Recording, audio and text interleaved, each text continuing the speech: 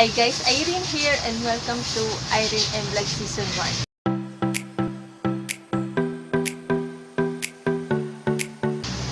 Hey guys, we're back again for creating another video. So, this video vlog today, i-share ko sa inyo isa sa mga gawaing sabi kong talagang ginagawa ko lagi. At ito ang gagawin ko ngayon ay maglilinis ako ng dining table namin. Kung napapansin nyo sa lahat ng mga video vlogs na sinushoot ko, mga viewers ko, ay napapansin yung dining table namin. Actually, matagal, itong dining table, yan yung palagi yung ginagamit. Palagi akong, let's say, naghahanda, nag-prepare kami ng food, at doon pa madalas kumakain. I-show ko rin sa inyo yung mga, kung anong mga bagay doon nakapatong sa table, at kung paano ko ito lilinisin na maayos. Kasi kanina, kinausap ako ni Marlo, na ano, kung pwede mang linisin ko to. O sige, gagawin ko yon. At saka nakaya ko naman kasi sanay naman ako sa gawaing bahay. Huwag kayo iiyak. At ano, kapag ako naglilinis dining table, pag ano, paminsan-minsan lang po yung ginagawa. At ito, natapos ko kanina yung paglilinis ko tong bahay. Yung hagdan na lang at ano, at dining table na lang ang gagawin kong nilinis ngayon. At etong yan, sa panahon, etong kalagayan namin ngayon ay nasa mid-week ngayon ng May. Eto, ganun pa rin, mainit pa rin, pero mga bandang hapon hanggang gabi, nag-start ng umulan, or kung tawagin dito ay Agua de Mayo. Ayan, isi-show ko yung nangyaring panahon ngayon, mga viewers. Yan. Yan. I-show ko yung yan. Ito yung likod ng aming bahay, aming bahay. Yan. Ito yung likod ng aming bahay, which means yan yung gasolinahan. Yan. Diyan madalas pumupunta dito, nagpapagasolina at nagpapa-vulcanize, nagpapalinis ng ilalim na sasakyan. Tapos noon, yan, ito yung mga puno. Yan yung mga tabi ng riles.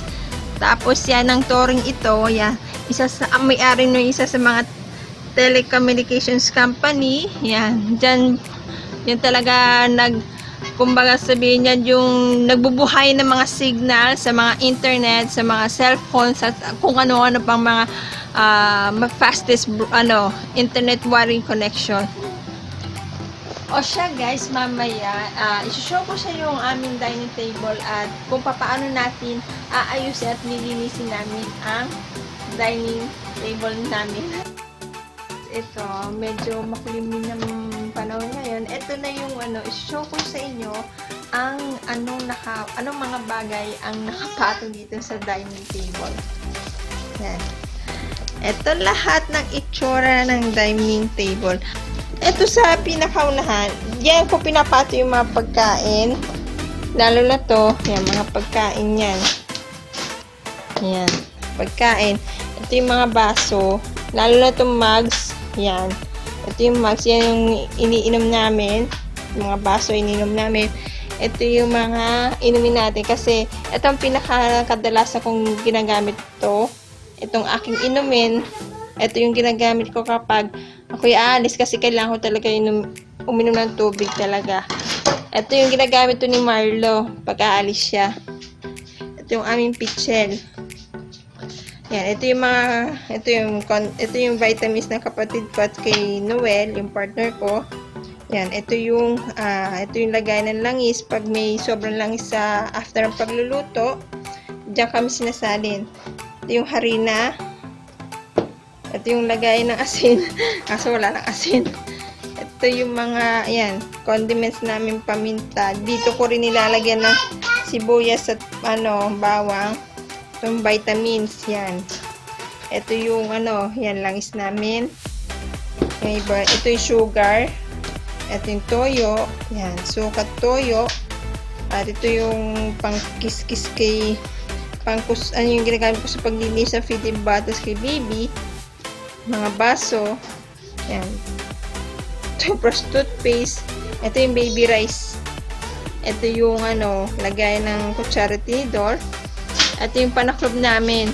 Ito yung lagayan ng ng baby rice, ng stock ng baby rice. Ito yung tubig ni baby, yan. Ito yung mga kahon ng vitamins kasi ito, tinatapon ko to kapag wala na yung mga vitamins. Speaking of vitamins, ito yung mga vitamins. Yan. Ito yung gatas. Ayan, ito yung baby rice na sa pitchel. Ito yung mga feeding bottles, yan. Ito yung cooler namin. Kapag may sobrang pagkain kami, dito kami ilalagay. Ito yung lagay ng mga lagay ng pagkain ni baby. Yan, ito mga lagay ng pagkain ni baby.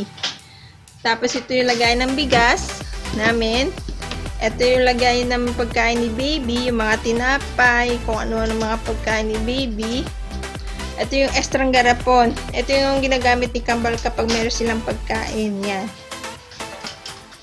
At ito po ang lahat ng nilalaman ng dining table namin.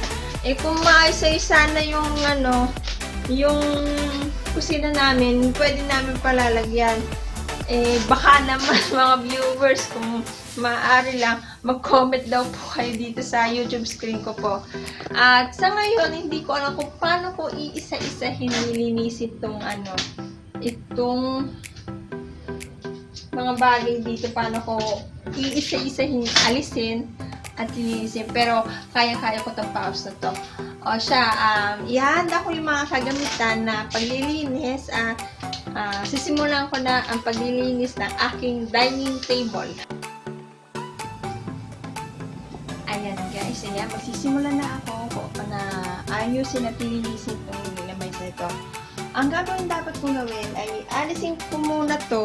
Yan, lahat ng mga dito munang parts na yan. Yan, alisin ko muna to. Tapos hugasan ko yung mga nakapatong mga pinggan, mga lagayan ng mga lagayan na kung ano-ano para maging malinis na. At umpisahan ko na paglilinis ito. Isa-isahin ko muna alisin ang mga gamit dito.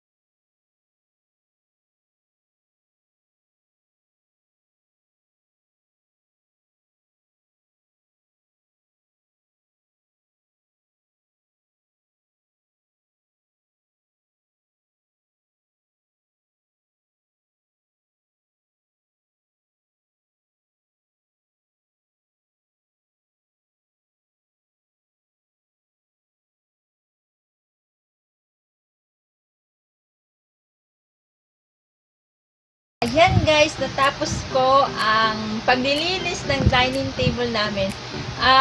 Share ko sa inyo, para sa akin, talagang sanay na sanay talaga ako na gumawa ng mga gawaing bahay. Kaya sa mga millennials dyan, sa panahon ngayon, lalo sa pandemic, ay kailangan kayong matuto gumawa ng household chores para at least may matutunan ka at madadala mo habang malaki kayong mga guys. Huwag kayo iiyak.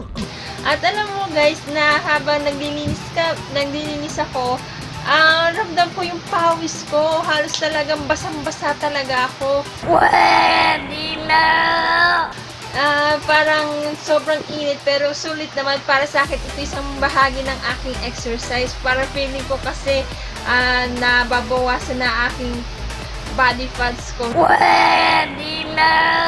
Hindi nga totoo yun talaga. Kasi gusto ko talaga maging fit and healthy basta maging fitted ako, basta gusto ko, talagang, Ang galing! Ang galing! talagang basang-basa talaga magpawis. Pero na-enjoy ko talaga ang ginagawa ko.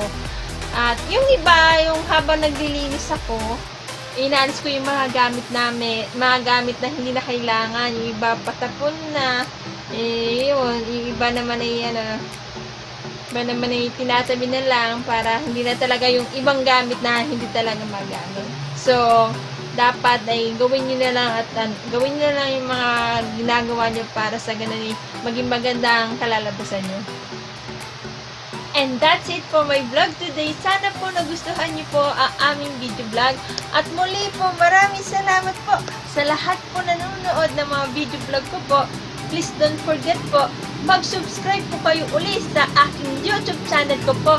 Give the last like, share, subscribe, and turn on for post for notification. And we'll see you guys on the next vlog. Peace!